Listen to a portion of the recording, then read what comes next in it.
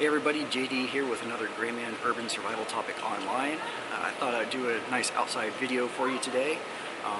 Great temperature and nice and sunny. We just got through a really heavy rain. As you know, I'm absolutely in love with my Hidden Woodsmen Haversack. I never leave the house without it. It's basically a med kit for me.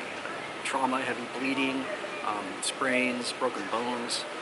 I used to work in a pharmacy for 10 years, and they trained me how to deal with medical situations since I worked across the street from a hospital. So if you've been following the news, there's been a lot of mass shootings recently, and if I'm in a situation like that, I have skills to help me save at least one or two people depending on the severity of the situation. And I haven't really gone over what's in my kit, and so I finally decided to go over that with you guys. If you follow me on Instagram, every time I post something about this, it gets tons of likes, always very good feedback, so I thought I would finally share with you what I have and why. So the first thing I have on my bag is a Rothco lightweight water bottle holder, and I have a Nalgene full of clean water, always clean water. If you've seen my other video, you know that I have modded the lid with a little storage underneath which holds water purification tabs, so I always have clean water when I need it. You can see I also have it wrapped up in plenty of duct tape. The next thing, I have a little carabiner right here, just on the side, out of the way, inconspicuous, nice little black carabiner, you know, for whatever reason. And then I have on the strap with the buckle length of paracord, and I have it tied off. One of the main things I like doing is just tying knots. I'll walk down the street with this in my hand, subconsciously just be tying various types of knots. It's very relaxing, clears my head, and it's a great skill to know, especially when you can tie multiple types of knots without even thinking about it, without even looking at the cord itself. Great little skill to have, just a fun little thing I like doing. I also have a Night Eyes doohickey here. You know, main reason I use this as a bottle opener and as an extra blade for opening any type of like box or something. You know, sometimes you just need a little sharp object, so rather than waste the blade on my pocket knife, I just use this brunt force, open it up. So the next thing I have is an anchor battery. This is 2 ports, so have that on there. I had to epoxy a clip on the side to affix it, and I use some shock cord also to keep it from flopping around. Now I can plug my phone in, walk around with it, charge whatever I need to. I can charge this camera here.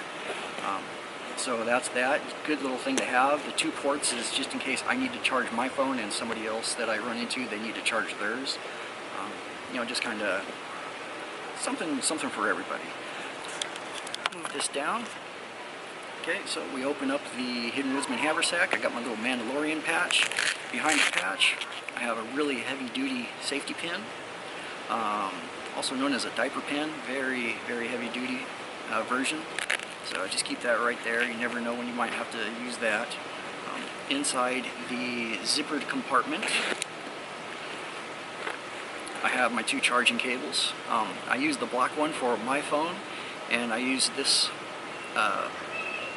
blue one here for other people's phones, because this is a micro USB with a Apple adapter on it. I'll put a link to that.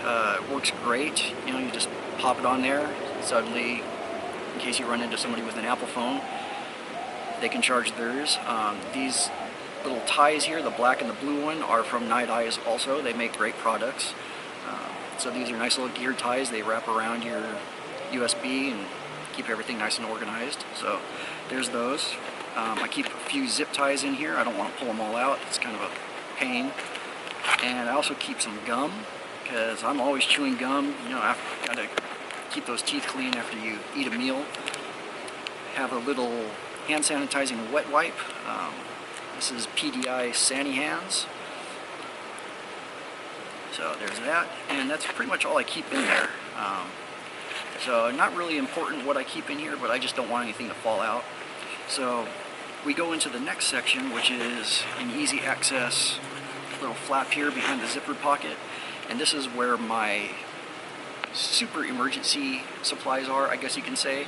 When something really needs to be done right then and there, this is what I reach into. So first thing I have, just a little package of rubber gloves. You know, you don't want to have somebody else's contaminated blood on you. It's a good way to spread disease, especially if you have a cut on your finger like I do. I wouldn't want to be touching somebody. You don't want to take any chances. So I keep that in there. I also have a quick clot sponge. So in case somebody has a really bad gash that a Band-Aid just won't do, you know, I can opt for using that. I also have a dust mask. If you remember 9/11, all the dust that was flying around from the building's collapse, people just covered in it. This could have saved a lot of people from getting a lot of lung problems and possibly cancer, because, you know, the building was old, could have had asbestos in there, probably did. So, you know, that's just a good thing to have. You never know what might come up. Next thing, I have a hyphen chest seal, and this is the twin pack. So front and rear exit wound in case of gunshot and somebody is suffering from lung collapse. I can at least give them a few extra minutes, hopefully, until paramedics arrive. Very simple, just slap it on. So I also have a set of trauma shears and some other little scissors and stuff. So in case I need to quickly get access through somebody's heavy clothing, or I need to cut off a boot or something, these work great. I've tried them on a penny, a copper penny, and, you know, apparently they say if you can cut through a penny, you can cut through anything. So I tested them out. They work. They're great. They're sharp. So I have that, and then just in case, I have this little ambu pouch. This is for mouth to mouth. I know that they're starting to teach non-mouth to mouth resuscitation, where it's all compression of the lungs. I haven't learned that yet. I do know how to use one of these. I also have a Sharpie Mini, just in case you need to write on a forehead or something, or write through some blood. You need to mark somebody if, hey, this person has medication in them, this person, you know, you give them a shot of morphine or whatnot. I don't have morphine on me, but, you know, it's always good to have a Sharpie. You never know. It also works for tagging a tourniquet. The little, especially on the cat tourniquet, it's right there next to the torsion bar. It says time placed on the wound. So, speaking of tourniquets, I have my tourniquet right here. This is the soft T. As you can see, it says time. So this is very important for doctors in the emergency room. If there's a tourniquet on somebody, they need to know how long it's been on there. If the tourniquet's been on there for a long time, the limb starts building up potassium, and when they release it, all that potassium will actually go into your system and actually kill you. So a trauma doctor needs to know how long this has been on. So that's that. I have a shamog. Oh yeah, that was pretty much it inside the that little quick access pouch. As you can see, for immediate wounds, that's what I have. So I have a shamog. I used this when I was walking along the beach. It was really windy. I was getting sand in my face. I can also use this to make a makeshift sling. In case there's like a broken arm, you can isolate it. I mean, shamogs have tons of different uses.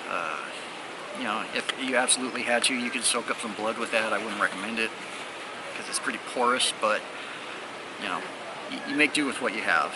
So now we're getting into the main section of the bag. First thing I have is a CRK T-knife. No, I'm just kidding.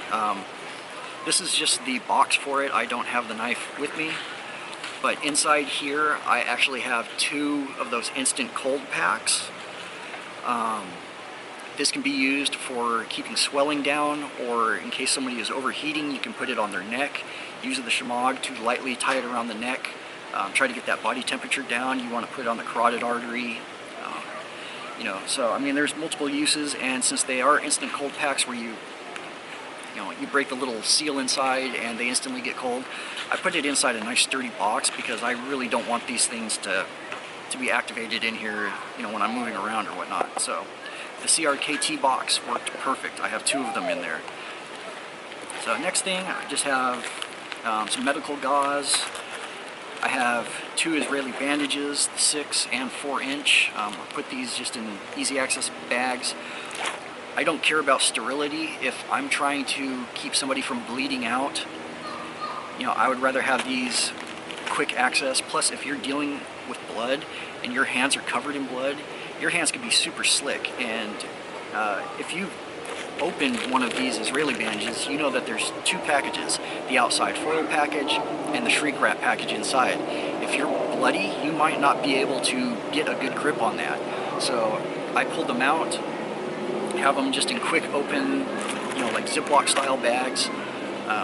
So if you get to the hospital, they're going to pump you full of antibiotics anyways. So the next item I have is a SAM splint. Great for making various splints for arms, ankles, in case somebody sprains their ankle or breaks a leg.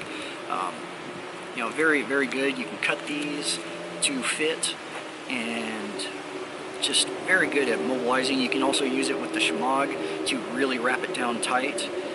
I have some ace bandages for that very specific reason. Various ace bandages in there. I also have a acrylics bandage in here. This is also for soaking up blood or whatnot. So that's pretty much the main section here. And there is a little back section which I keep a couple bags full of just random stuff. This is like the small bandages or some antibiotic ointment or bug bite ointment, things like that. I have this little package here. These are for your wallets to carry all your credit cards, but I actually have it full of just various things, a lancet or sting relief, burn cream, there's a safety pin if I need it. So just various things, some smaller bandages. I'm not going to go into that or anything else really. But the final item that I have here is this little multiple package of a mysterious white powder. This isn't drugs. What it is oral rehydration solution, which is exactly measured out for 32 ounces of water, which is what the Nalgene holds, or 1 liter, I should say. So what this is 6 teaspoons of sugar and half a teaspoon of salt. And you just mix this in the Nalgene of water. That's why I always keep it full. Just shake it up until it's dissolved. And in case somebody's suffering from dehydration, there you go. You can start alleviating the symptoms of that. So being hydrated is one of the overlooked medical conditions. When I was younger, I actually suffered from heat stroke one time when my dad and I were out camping. And luckily he knew how to make oral rehydrating solution. And he mixed it up for me, and within an hour I was perfect. Wasn't suffering from any headaches or anything like that. So he taught me how to make that at a very young age.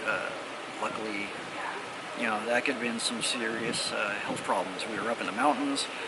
Who knows how long it would have taken for paramedics or somebody to get to me to help me. So my dad really saved my life on that one, I believe. So yeah, that's why I carry a water bottle and a mysterious package of white substance with me everywhere I go. If a police officer pulls me over, I can try to explain to him what it is. It's not, crack or cocaine or anything like that. So, luckily I haven't run into that problem. I mean, this is pretty gray man style, messenger bag type thing.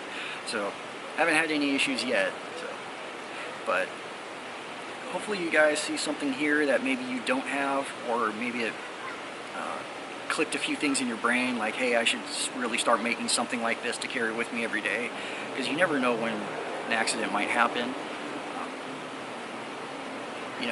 or not just for yourself, but for those around you. Like, I have training to help others around me.